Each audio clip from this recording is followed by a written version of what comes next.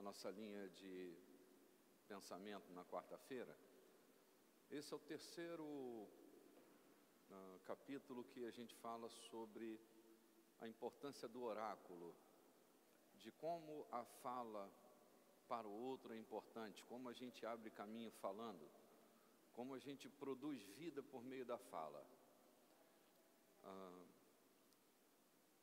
Semana passada eu estava me lembrando do processo da criação, pastor Nonato, quando no livro de Provérbios o Senhor diz: porque Ele disse, tudo se fez, porque Ele falou, tudo passou a existir.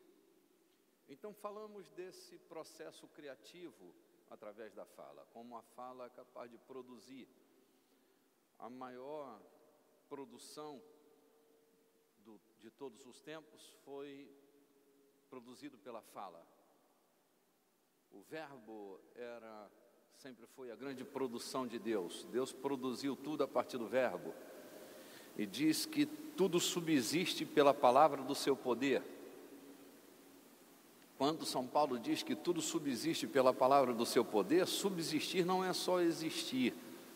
É existir e a possibilidade pela permanência da existência. Então tudo subsiste por causa da palavra do seu poder. E hoje quero continuar essa linha de raciocínio, mas quero dar um foco sobre o poder da fala na comunicação. O maior problema hoje nos relacionamentos chama-se comunicação, no meu ponto de vista. Nós temos problemas sérios nos nossos relacionamentos, temos problemas sérios na sexualidade, temos problemas sérios na vida financeira, mas o maior problema da vida de uma família chama-se comunicação. A comunicação é um problema tão grave e nós lidamos de uma maneira tão amadora com este assunto. Eu fico pensando que nós às vezes desejamos ter êxito no relacionamento, mas não entendemos nada de comunicação. Nós não aprendemos a nos comunicar. Às vezes achamos que o outro já sabe aquilo que queremos, então esperamos que o outro faça, que o outro se movimente numa direção, que a gente tenha um entendimento implícito que a ação do outro já está clara. Então, não havendo comunicação, haverá muita turbulência, muito desgaste, muito atrito. Então, eu quero caminhar hoje falando um pouco sobre o poder da fala. Imagina que comunicar é mais do que transmitir informação. Comunicar é tornar as coisas comuns. Na comunicação, às vezes o desejo intenso da gente ser entendido não se torna concluído o fenômeno da comunicação. Eu tenho observado como os homens da nossa época se movem, né? Como nós nos movemos. E às vezes a gente tem um assunto que ele é intenso e todo mundo de alguma forma quer participar, e num momento determinado a angústia pela fala é tão grande que a gente fica esperando o outro respirar para meter logo a opinião da gente. E assim você fica de longe observando uma conversa no meio de uma roda. É engraçado, né? Porque um tenta roubar a palavra do outro assim numa respiração. O outro nem concluiu e a gente não prestou nem atenção no que o outro disse. A gente só está esperando a possibilidade de entrar com nossa opinião, com nossa piada, com o nosso comentário, né? Deixando o outro completamente vendido, porque a gente não estava interessado naquilo que o outro estava falando, na fala do outro. A gente eu quero ser entendido, né? Não é muito comum que no meio das conversas alguém que recalque muito isso e na conversa fica assim: você entendeu? Tarará, tarará, tarará, você entendeu? Tarará, entendeu? Né? Aí vai suprimindo, né? Entendeu? Assim, a necessidade de ser entendido é muito grande. E na necessidade de ser entendido, nem sempre haverá a comunicação estará estabelecida. Então, para que eu me torne um oráculo, para que eu seja aquela voz do Eterno para a vida das pessoas, eu preciso ser responsável com os processos de comunicação onde eu estou. Eu preciso ver o outro como alguém que a gente deve viver uma relação comum. E para viver uma relação comum, eu preciso me interessar pela fala do outro antes que eu deseje que a minha fala seja recebida pelo outro. As grandes guerras hoje nas relações, seja entre pais e filhos, marido e mulher e entre os amigos, é que pela angústia de falar, nós estamos com os ouvidos cerrados para que o outro esteja falando. Não faz muito tempo, estávamos numa roda de conversa e eu estava prestando atenção em que uma pessoa estava discordando da outra mesmo com o assunto comum em pauta. Estamos concordando com o mesmo assunto, estamos tendo a mesma opinião de um ponto diferente, mas estamos concorrendo para o mesmo ponto e, no entanto, a gente se sente antagônico naquele assunto determinado, porque a angústia de me fazer entendido me torna surdo para a fala do outro.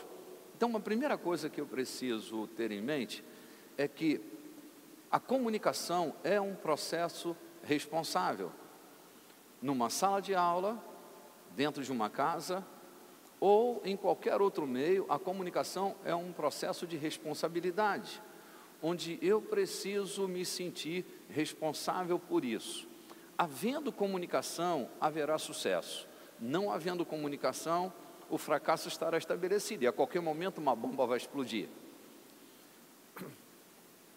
Caminhando aqui pela minha memória, eu me lembro do maior processo de comunicação na antiga aliança.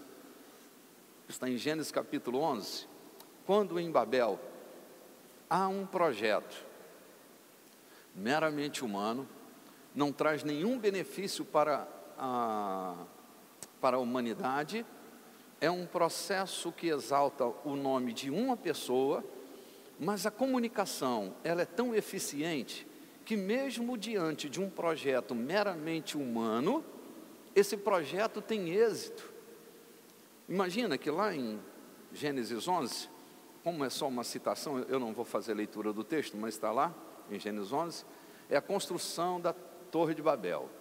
Nimrod tem uma ideia, o grande arquiteto Nimrod. Nimrod quer construir uma torre, e a finalidade desta torre é tornar o seu nome um nome notável e que entre para a história da humanidade.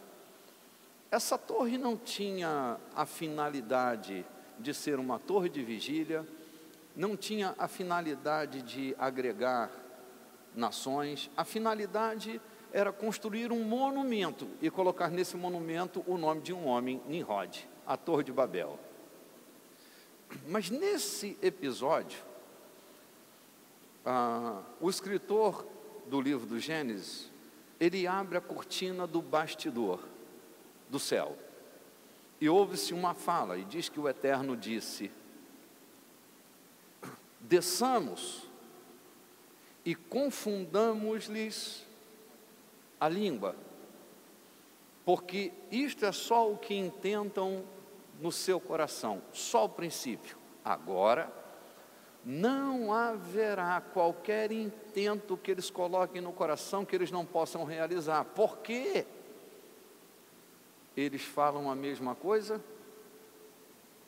e eles se movem como um homem só. Então não há o que possa impedir estes homens de realizarem. Olha o que é que do céu Deus revela: que se houver unidade, se houver um movimento comum, comunicação, se estamos de comum acordo, porque comunicar na sua essência é mais do que transferir ideias. Comunicar é nascer no mundo do outro. Imagine que na televisão se investe tanto recurso nos reclames para tentar fazer comum a ideia do produto com a prática e a realização do usuário, para que aquilo se torne comum no meio da sociedade. Então, comunicar é tornar coisas comuns. comum ao uso de todos, à prática de todos e à fala de todos. Quando isso acontece, vocês se lembram do fenômeno? As línguas são confundidas. Então, um fala uma coisa, outro fala outra, e outro fala outra, e ninguém se entende, e aí a torre para no estágio onde ela foi encontrada quando as línguas foram confundidas. Nesse princípio, eu me reporto à vida de uma empresa, à vida de uma família. Se nós estivermos dentro de uma família, ainda que esta família seja pobre, que não tenha muitos recursos financeiros, mas se esta família falar uma língua só, não haverá o que esta família não possa conquistar. Ainda que não tenha recursos aparentes, mas se esta família está falando uma língua só, tudo será possível. Sempre o exemplo que eu uso, porque eu acho que é o exemplo mais prático que tem. Imagina uma família com um homem, uma mulher e 2 filhos. O homem fala uma língua. Eu quero comprar um carro novo. O homem gosta de carro, né? Para ostentar aquela coisa do poder e tal, né? Carro novo. A mulher, ela quer comprar uma casa. O filho quer comprar... Você quer uma moto? Uma moto. Meus filhos aqui querem uma moto. Meus filhos querem uma moto. E minhas filhas, o que querem? Viajar. Querem ir para os Estados Unidos, tudo bem. Imagina que se a gente não falar a mesma língua, é possível que nada disso aconteça. Mas se falarmos uma língua só, é muito possível que, se nós ordenarmos prioridade e nos movimentarmos na direção das prioridades, ainda que nós não consigamos fazer tudo de uma vez só, em algum momento nós estaremos fazendo tudo aquilo que foi proposto. Imagine se, vamos assim, como uma família, vamos tentar chegar a um ponto comum. O que para animar o espírito da conquista, o que é mensurável, o que é muito necessário mesmo para esta família? Vamos imaginar que eles moram de aluguel e o aluguel é tão alto que a maior necessidade é se ver livre daquele aluguel. Aí nós conversamos entre nós e chegamos a um entendimento. O carro pode esperar um pouco, a viagem para os Estados Unidos pode aguardar um pouquinho mais, os preços estão melhorando para viajar, já há um projeto de nem mais ser necessário passaporte ou visto, né? Visto para entrada. Então vamos esperar um pouco mais, porque você pode ter um visto negado, a gente vai dar um tiro fora do alvo. A moto, olha, vamos esperar um pouquinho mais, acho que a Honda vem com uma promoção aí, vamos comprar a casa primeiro. Chegamos a esse entendimento. Imagina que quando nós estamos nos movendo para uma direção só, você pode imaginar que aquele lanche no McDonald's pode ser economizado por todos, aquela balada que traz tanto, a torneira fica aberta e vaza pela balada, né? Então é possível que a gente frustre a balada para poder investir na compra da casa, porque nós ordenamos prioridade. Se todos caminharem na direção da compra da casa, será muito possível adquirir esta casa, porque estamos todos economizando, fechando todas as nossas torneiras para a compra desta casa. Ordenação de prioridade, acordo no meio da família. Estamos falando uma língua só. Conquistamos esta casa, meu Deus, uma festa. Na prestação daquela casa, aquele aluguel tão alto pode ser muito mais reduzido. Agora podemos pensar também no financiamento, se for o caso, do carro, da viagem. Então, as coisas, à medida que são ordenadas, que a gente fala a mesma língua, tudo será muito mais possível. Agora imagina, se a gente não tem acordo e não fala a mesma língua dentro daquela casa, nem o carro, nem a bicicleta, não, uma motocicleta, né, que você quer? Uma motocicleta, nem a viagem aos Estados Unidos, nem a casa, nem coisa nenhuma, porque todo mundo vai abrir a torneira porque não se sente parte do processo. Então, é tão importante a comunicação, porque a comunicação tornará nossas ideias e nosso comportamento comum, né? Leia comigo, comunicar. Comunicar é tornar comum, comunicar. Quando eu comunico, a minha expectativa é que haja entendimento, compreensão. Se houver compreensão nesse processo, nós estamos no caminho certo para a conquista e a consolidação de uma realização determinada. Então, comunicação. Agora, para comunicar, nem sempre o esforço que será requerido de mim será o meu melhor. Desculpe se eu insisto nesse tema. Nem sempre, ao me comunicar, o meu melhor será suficiente. Às vezes o nosso tudo é a moeda. Se nós não tivermos a ceder o nosso tudo em algum momento, não será possível comunicar. E eu vou te explicar por que isto. Abra sua Bíblia, por favor. Em João capítulo 1.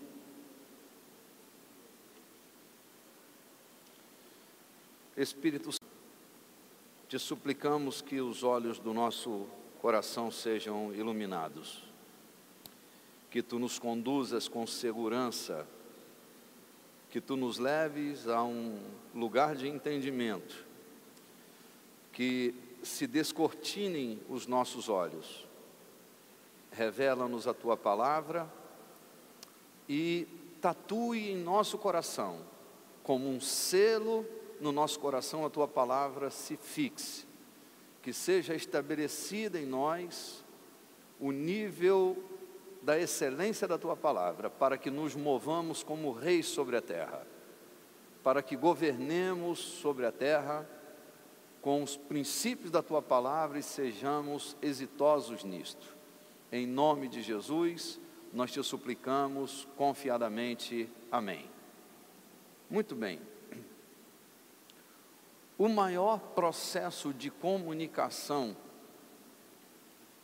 que nós temos no registro bíblico está em João, capítulo 1. Para mim, Jesus foi o maior comunicador do mundo cristão. Não teve maior comunicador do que Jesus. Eu poderia, na minha empolgação, dizer que Jesus é o maior comunicador do mundo, e acho que não estaria cometendo um borrão. Como Jesus levava as pessoas a mudarem de um nível para o outro.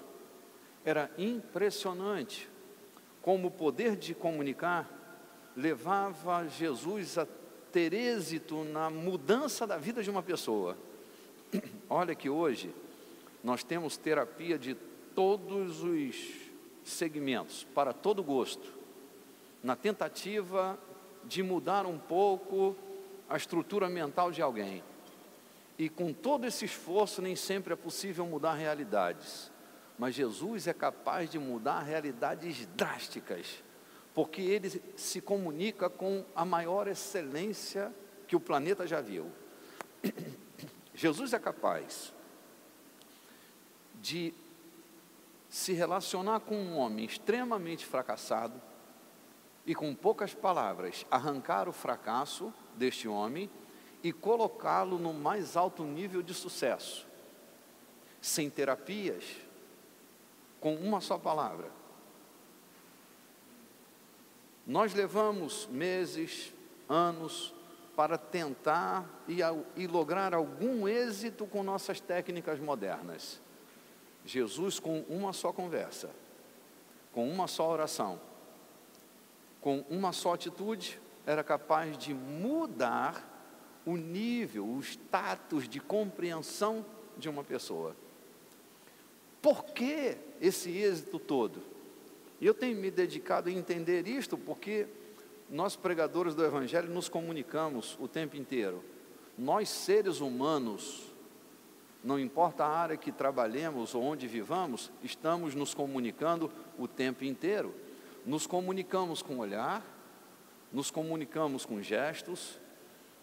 Outro dia alguém estava tentando comunicar o seu amor para comigo e eu não o entendia. E a pessoa se esforçava de longe. Ela fazia alguma coisa assim e tal. Eu disse, meu Deus do céu, eu não compreendo. Eu não compreendo. Daí eu fui para perto dela e disse, eu não entendi toda aquela sua euforia, me perdoe pela minha incompetência. Ela disse, eu estava dizendo que eu te amo. Eu disse, oh meu amor, maravilha. Às vezes acontece, né? A gente tenta convencer uma pessoa e não consegue, parece que é um bloqueio, né? A gente está falando talvez o mesmo idioma, mas não a mesma língua. A gente está utilizando palavras que o outro até conhece, mas talvez não esteja compreendendo. É uma arte complexa a comunicação, mas a gente precisa aprender a se comunicar, porque todos nós temos amigos, pais, filhos, todos nós temos funcionários, temos pessoas, não é? Temos animais dentro de casa, né, que queremos nos comunicar com eles também, não é? Muito bem. Tem alguns tentando se comunicar até com os extraterrestres, não é não? Não estou pejorando a relação, não. Eu estou com maior dificuldade de me comunicar entre os terráqueos, né? Eu tenho maior dificuldade de me comunicar com os terráqueos, nem sempre sou entendido. Eu falo, mas nem sei se sou entendido, né? Mas tem gente já se especializando em se comunicar com os extraterrestres, né? No afã de querer ser entendido, até o uso da telepatia tem sido utilizado para tentar driblar o sistema convencional de comunicação. Já que eu não consigo falar para ela, né, que eu a amo, abrindo a minha boca, de eu te amo. E a comunicação é tão terrível que quando não há verdade no que a gente diz, logo é flagrado, né? Eu não sei se já aconteceu com você, de alguém olhar dentro dos seus olhos, né, e dizer, Je t'aime, mon amour. E você dizer, não é verdade isso. Eu te amo. I love you. Eu te amo. E você ouvir dizer, mentira pura, por quê? Não conseguiu comunicar. Por que não conseguiu estabelecer uma relação comum? Porque não é verdade. Então nossos sensores, eles dizem, não pode haver comunicação, porque não é verdade. A prática difere da fala, não é?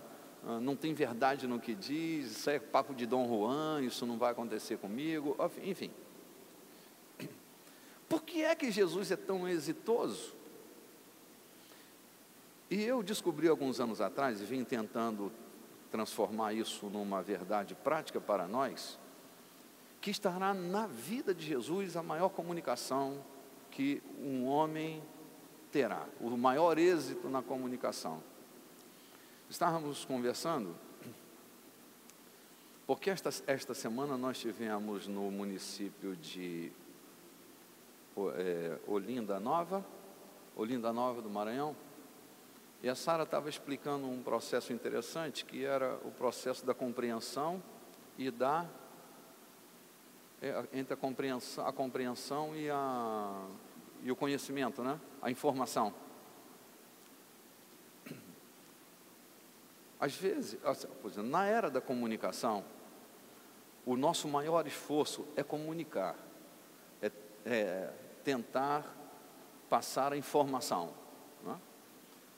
E a gente faz força para que isso aconteça, mas passar a informação não é fechar o ciclo do ensino, da educação, porque se não houver entendimento, se antes desta informação não houver entendimento, eu vou fazer de uma pessoa um saco de informação sem nenhum entendimento. Então, entendimento no processo da educação, entendimento vem antes de informação.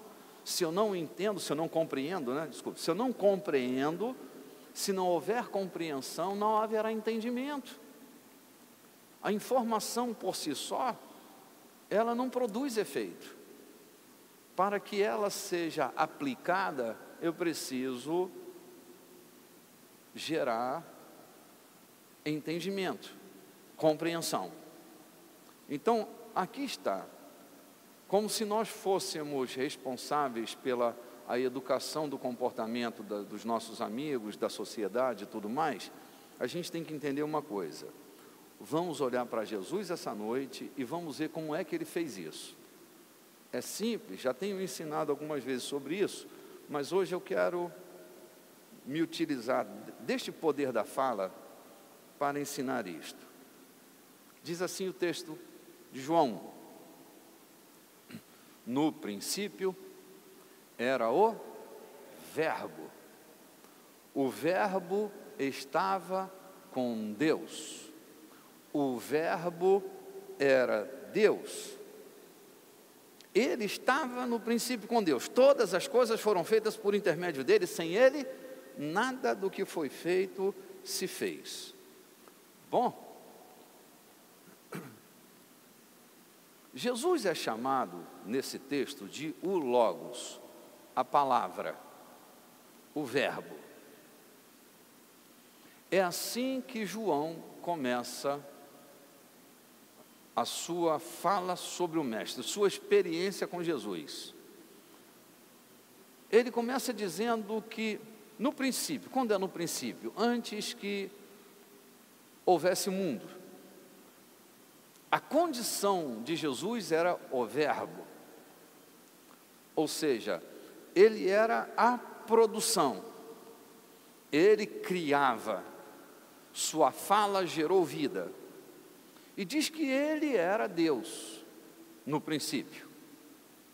Então imagina que toda produção feita, que todo sistema criado para o homem, ele era a criação de um verbo que nunca foi homem, que sempre foi Deus, um verbo que nunca verbalizou a experiência humana, sempre verbalizou a experiência divina em detrimento da experiência humana.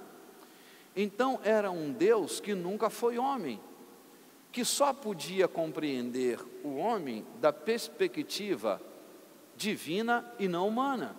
Porque se ele nunca foi homem, como é que ele vai compreender o homem da perspectiva humana? Eu só podia entender o homem da perspectiva divina. Então, quando Deus olhava para o homem, ele compreendia o fenômeno humano, as necessidades humanas, ele compreendia os limites humanos, ele compreendia as necessidades emocionais e as necessidades físicas, suas carências afetivas, seu desejo de possuir, compreendia que o homem sentia dor, mas ele mesmo nunca sentiu a dor de um homem, porque nunca foi homem. Estou falando de comunicação, tudo bem? Se Deus nunca foi homem, não tinha uma relação comum. O que tinha era um hiato entre Deus e os homens. Imagina, eu nunca fui mulher. Mulheres, vocês nunca foram homens. Então, imagina só, pense nisto. Como é que você conhece um homem? Da perspectiva feminina. Como um homem conhece uma mulher? Da perspectiva masculina. Quanta confusão e quanto limite haverá nesta relação quando nós homens queremos dar o nosso melhor para as nossas esposas. Porque o melhor para um homem nem sempre é o melhor para uma mulher. E o melhor de uma mulher não é o melhor para um homem. Não é muito incomum a gente encontrar casais que a mulher diz: eu dei o meu melhor para aquele vagabundo, aquele bandido, sempre teve o meu melhor. Então eu tô acreditando que é verdade, que aquela mulher deu o seu melhor, mas era o melhor para aquele homem ou era o melhor daquela mulher para aquele homem? Também não é incomum homens do lado de cá dizerem, né? Eu dei o meu melhor, eu me esforcei, dei tudo o que eu podia dar. Sim, deu tudo o que ele podia dar da perspectiva dele para agradá-la. Homens são como radiadores e mulheres são como carburadores. Como é isso? É assim, são duas naturezas bem distintas. Imagina, se eu coloco a gasolina que faz tão bem para mim, carburador, dentro do radiador que é minha mulher, o que vai acontecer com esse motor, chamado família? Pode imaginar? Epa, não tem ninguém aqui nesse lugar. Ou não pode imaginar? E esse motor vai grimpar. Mas imagine que você, senhora, bom radiador que é, pega o melhor do seu líquido, né? Aquele fluido que quando o motor do carro esquenta, você esfria, então cria aquela, né? Aí você pega aquele melhor do líquido e vai colocar dentro do radiador, do carburador. O carburador, toma o meu melhor, meu amor. Quando der partida nesse carro, o que vai acontecer? Não vai funcionar. Você vai ter uma despesa enorme no mecânico. Por que isso acontece? Porque no fenômeno da comunicação, nós estamos querendo dar o nosso melhor. E quando eu parto com o meu melhor, e o meu radiador parte com o seu melhor, há uma confusão na relação. Porque nós não estamos buscando uma ideia comum, entendendo que o melhor para ela é água e o melhor para mim é combustível. Se nós entendermos que temos naturezas distintas, a busca do comum não é entregar o meu melhor para o outro ou do outro para mim, é compreender qual é o melhor para nós andarmos juntos. Talvez seja um pouco de combustível para você e um pouco de água para mim. E assim nós vamos andar juntos durante muitos anos. Mantenha esta relação lubrificada, isso dura para a vida toda. Mas tente colocar o seu melhor dentro do outro e você terá um problema. Como é esse negócio com Deus? Jesus era o Verbo. O Verbo era Deus. Lucas, se eu subir aqui não vai ter problema? Com essa minha nova performance aqui, acho que não, né, filho? Eu preciso... Por favor, deixa, filha. Deixa, por favor. Só um pouquinho. Suba aqui? Então tá bom. Ela mandou, eu estou no meu lugar. Imagina que aqui é a minha glória. A glória de um Deus que nunca foi homem. De um homem que nunca foi mulher. De um pai que não quer ser filho, de um filho que não quer assumir o lugar do pai. Cada um está na sua glória. A glória de um filho, a glória de um empresário, a glória de um funcionário, e aqui estamos na nossa glória, tentando produzir comunicação. Tentando produzir comunicação, o Eterno produziu 10 mandamentos, 613 preceitos, ok? Preste atenção nisso. Enquanto o Verbo estava com Deus e o Verbo era Deus, ele produziu 10 mandamentos, o decálogo, e 613 preceitos. Era Deus querendo ser entendido pelos homens. Ai, meu Deus do céu, nós vamos chegar com essa loucura, hein? Preste atenção nisso. Era Deus querendo ser entendido pelos homens. Qual foi a produção dessa comunicação?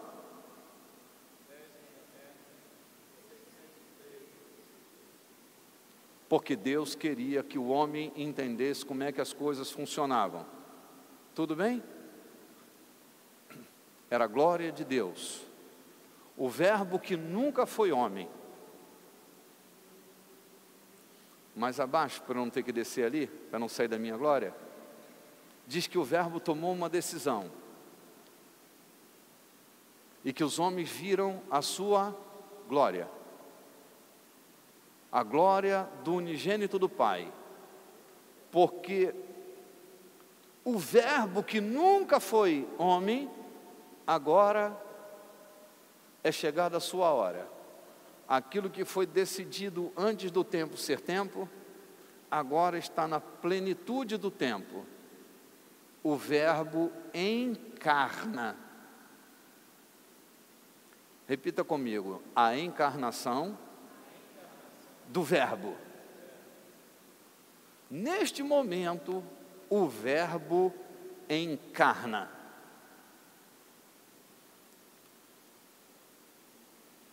O Verbo que nunca foi homem, agora decide nascer na pele de um homem.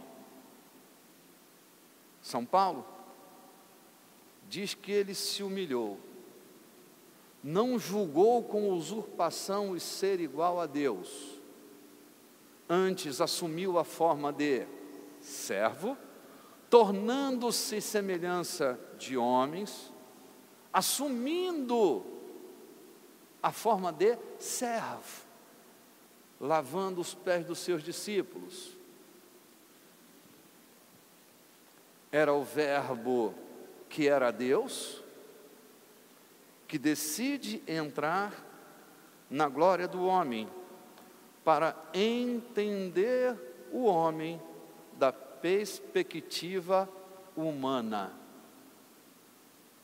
E agora, o Deus que virou homem, que nunca perdeu sua divindade, mas assumiu sua humanidade,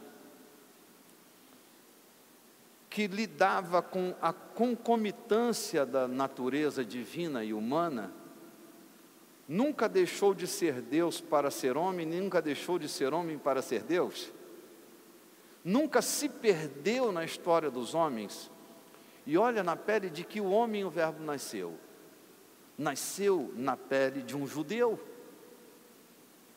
não nasceu na pele de um Deus grego, nasce na pele de um judeu, nasce na pele de um discriminado, de um dominado e não de um dominador, não nasce na pele de um romano, não nasce no palácio de César,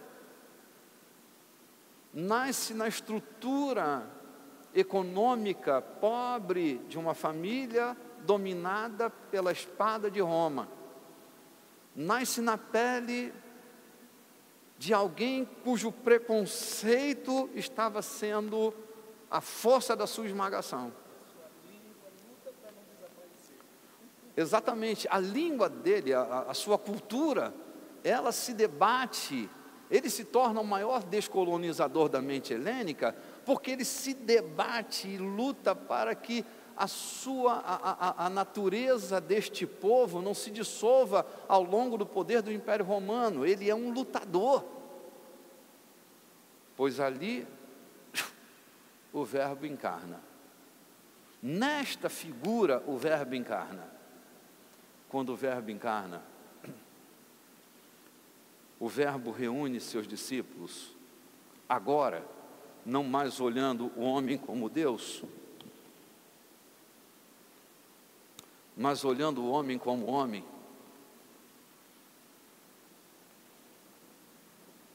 Ele diz,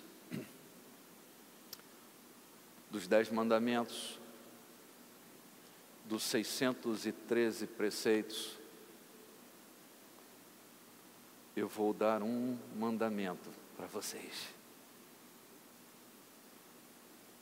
Novo mandamento vos dou, que vos ameis uns aos outros.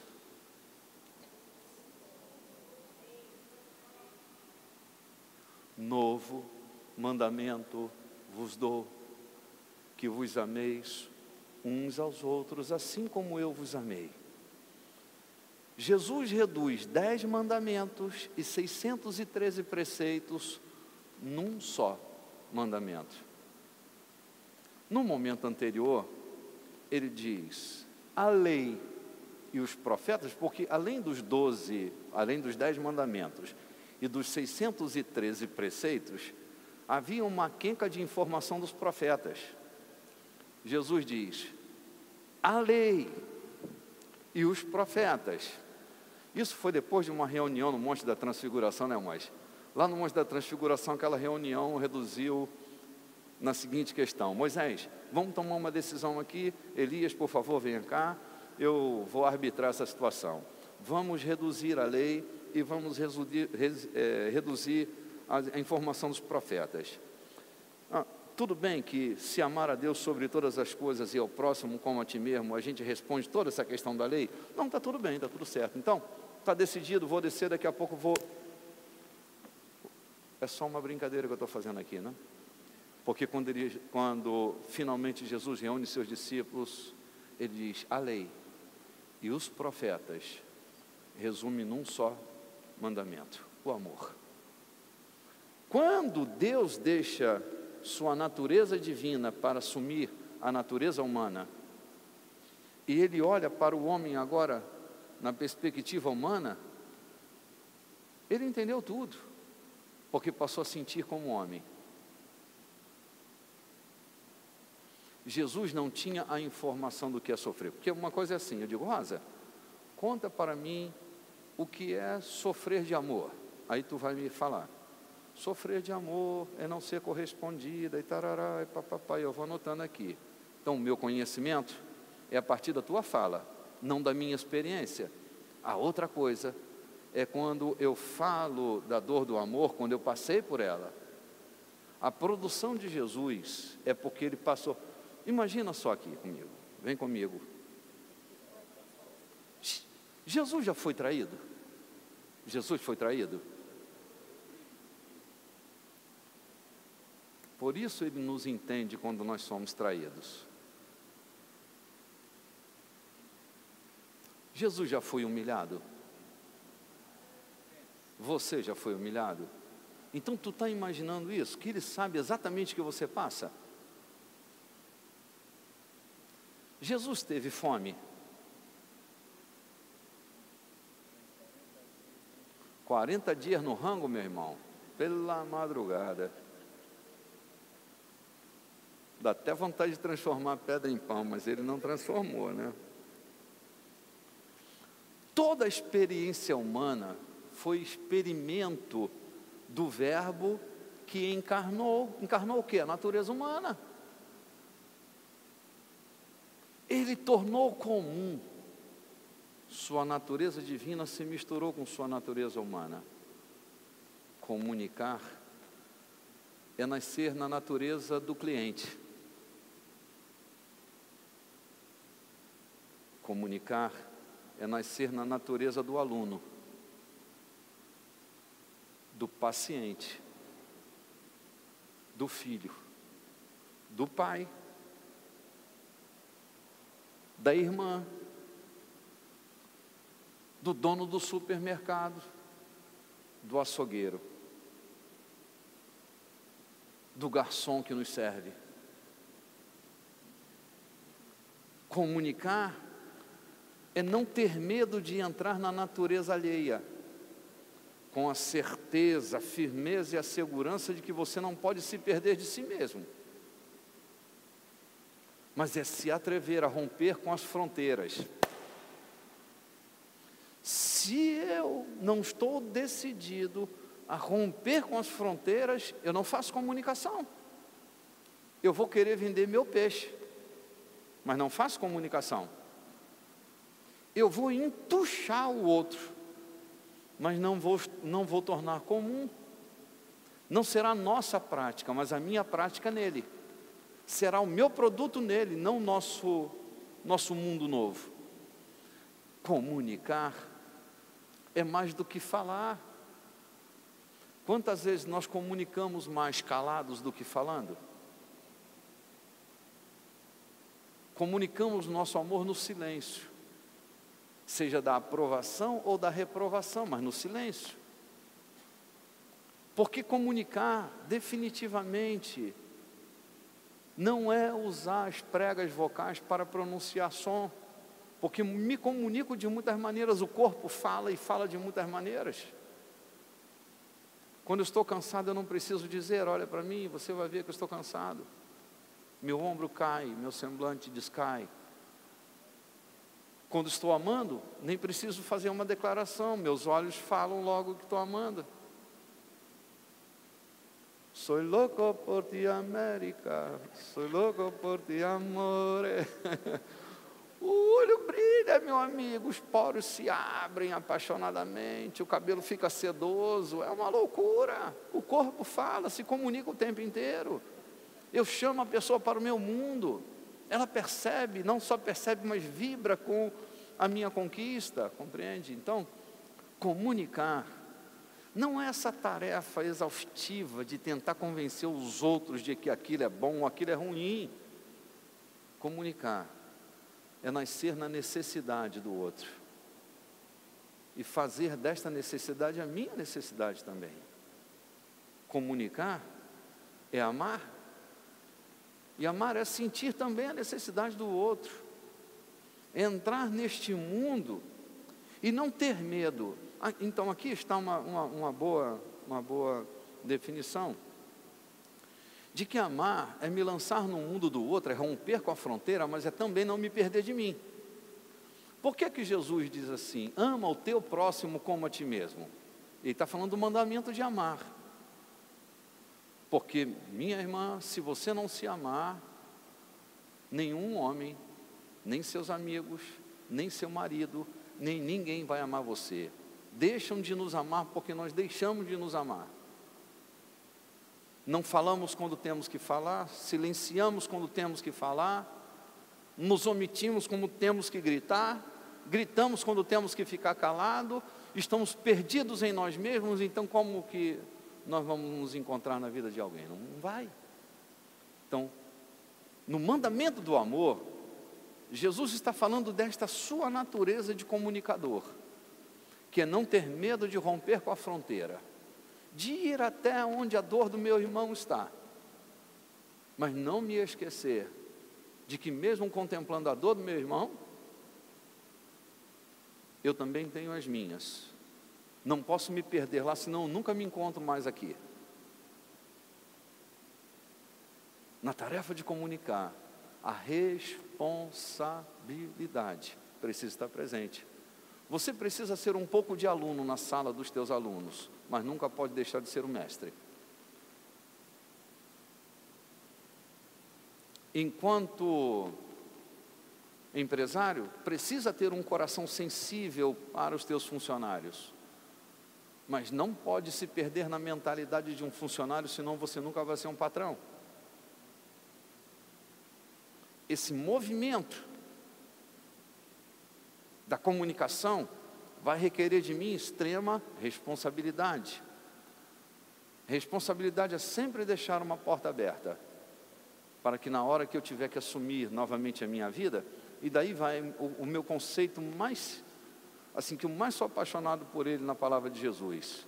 Ele diz: a minha vida ninguém a tira de mim, eu é que a dou liberalmente, eu a dou e a tomo.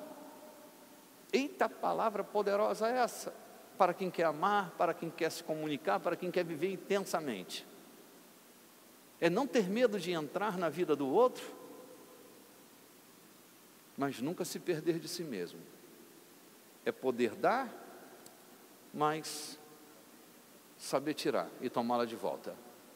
Porque tem pessoas que, se você parte para o mundo delas, elas matam você lá.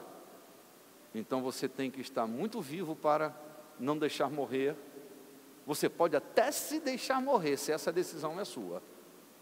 Mas quando arrancam de você, não haverá mais comunicação, haverá abuso, crime, porque tentaram romper com nossa natureza.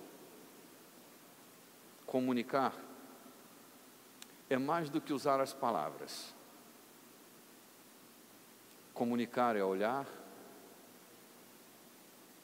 comunicar é deixar a lágrima rolar. Se comunica de muitas, mas de muitas maneiras. Não é a colonização do outro. Comunicar não é colonizar o outro.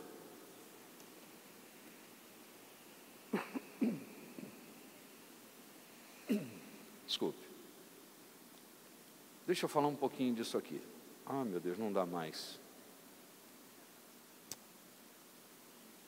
Vamos deixar para quarta-feira que vem então, né? Vocês estão tão empolgados que eu acho que vou deixar para quarta-feira que vem. Não, eu sei que o assunto está sério, né? Se vocês não estão gostando, eu estou. Minha cabeça está se enchendo de novas ideias.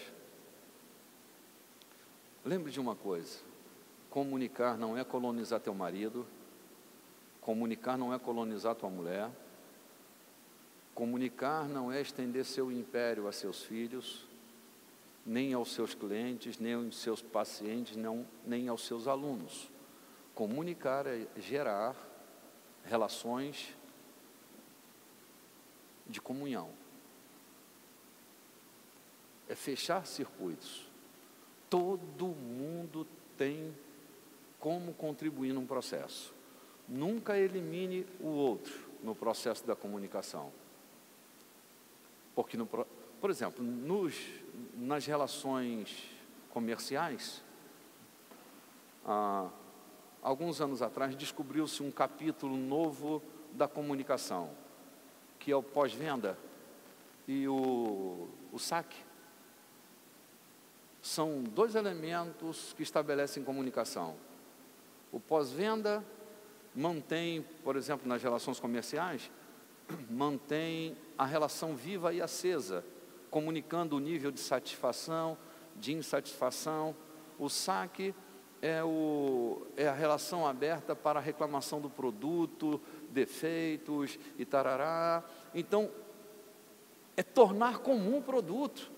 Se eu quero que o meu produto seja vendido mais do que uma vez para aquela família, eu tenho que ter uma relação comum. O mundo comercial descobre isso. As relações interpessoais precisam entrar pelo caminho do pós-conquista. Por exemplo, na relação matrimonial a gente conquista, mas tudo não termina na conquista, tudo começa com a conquista. Aí tem o pós-conquista. O que é o pós-conquista? Uma manutençãozinha, né? Um jantar aqui, uma flor ali, um passeio acolá, um vestido mais além, uma gravata mais ali, tal. Isto mantém relações comuns, a nossa relação fica acesa. Domingo eu estava me lembrando de uma manutenção que alguém estava fazendo na minha relação. Fez da Clarice também, mas fez na minha. Eu vou falar da manutenção na minha relação. Acabou o culto e veio alguém aqui me dar um abraço e deixou uma bolsinha na minha mão. Ela veio me dar um abraço, eu apertei a mão dela com bolsa e tudo, ela disse, não, me empurrou a bolsinha. Quando eu abri a bolsinha, ela disse, para você. Tinha um monte de sabonetinho lá dentro. Ei, isso faz manutenção, não faz?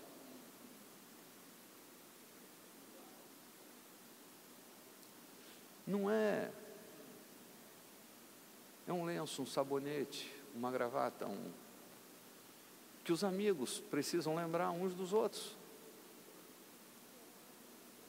Ok? Isso mantém, é o pós-conquista. Essas coisas são importantes para nós que queremos manter relações. Também não estou falando só de investimento financeiro. Não decaia da grandeza que a gente está, não seja tentado a decair da grandeza. Mas a gente faz muitas coisas num pós-relacionamento. Eu te amo, eu estou aqui, parará, uma ligação, um e-mail, um bate-papo.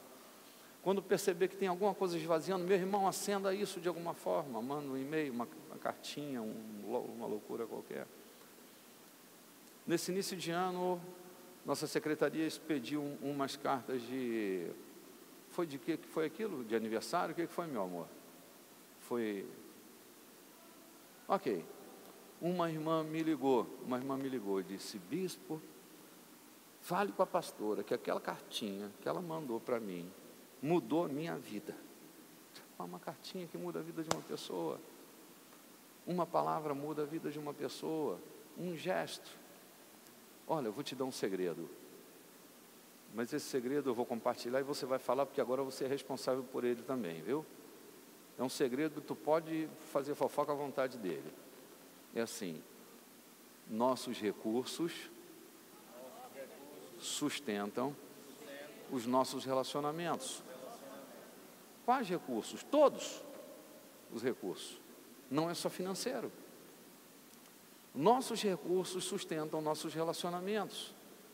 E é assim que a questão de tornar comum as coisas vai acontecendo nas relações. Você anda uma milha, outro anda outra milha, um morre um pouco por você, você morre um pouco pelo outro, e a vida vai se tornando comum. As relações são tão sérias. Imagina só isso. Quando um casal que tem muita afinidade, que se comunicam muito bem, quando esta relação é muito intensa, eu não sei se vocês já perceberam, mas até fisicamente eles passam a se parecer um pouco. A coisa é tão séria. Tem uma poesia de Vinícius Moraes, que ele diz que para viver um grande amor, necessário diz mais ou menos assim no finalzinho da poesia, né?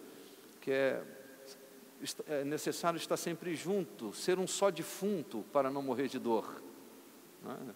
Ser um só defunto para não morrer de dor. Porque você imagina, relações que são muito... Eu não estou falando de discordar, de pessoas que discordam umas das outras. Relações saudáveis têm discordância, né? Eu estou falando de comunhão, de comunicação.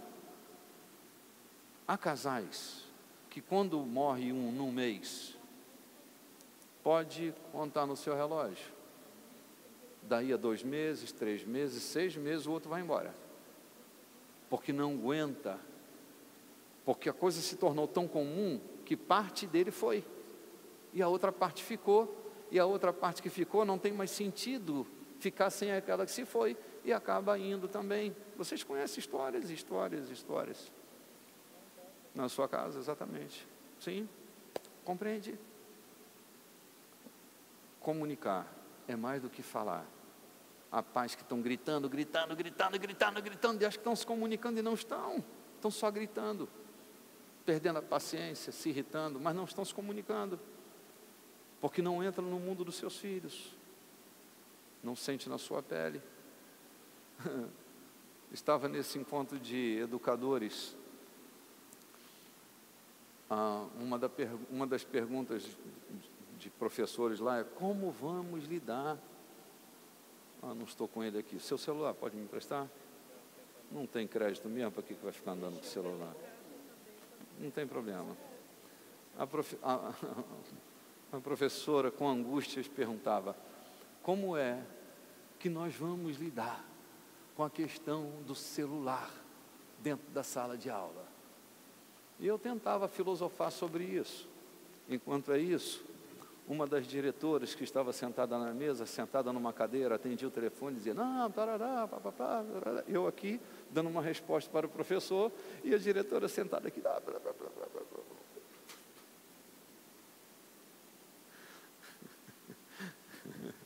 Nós temos um problema comum, porque professores e diretores, alunos e colegas, falam no telefone no meio de uma sala de aula. Então, temos que buscar uma comunicação melhor, ou adotamos um método de desliga o seu telefone ao entrar aqui, é uma maneira de educar e disciplinar a conduta, ou então vamos integrar o celular à sala de aula. É possível? Claro que é. Seja ousado, inteligente, você vai ver que é possível. Que a gente pode daqui se comunicar com o que está lá atrás, daqui, ó. Então, por que não trocarmos as informações? Você entendeu o que a professora acabou de falar? Não, não entendi. Daqui a pouco eu falo com você novamente. Eu participei de um debate recentemente. Tome seu celular. Ok.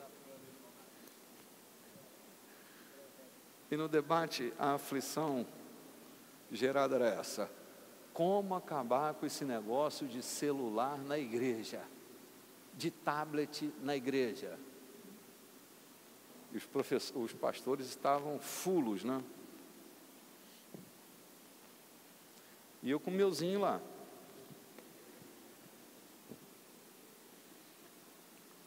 Rapaz, não estão usando mais Bíblia na igreja, agora é tablet. Eu lá quietinho no meu canto. Assim, não é um bom negócio implicar comigo. Seja sempre meu amigo, eu não presto. Como inimigo eu não presto. Estou eu quieto no meu canto, digo, meu Deus, vai sobrar para mim. Já sobrou, né? Foi tocar no meu ponto fraco.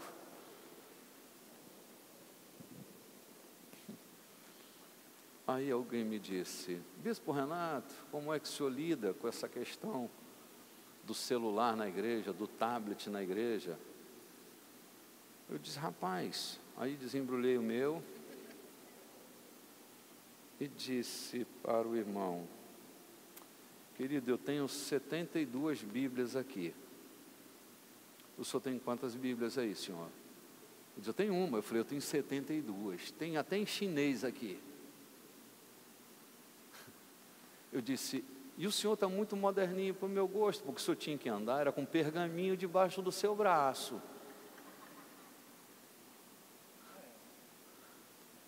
Eu disse para ele, como a gente lida com o celular dentro da igreja?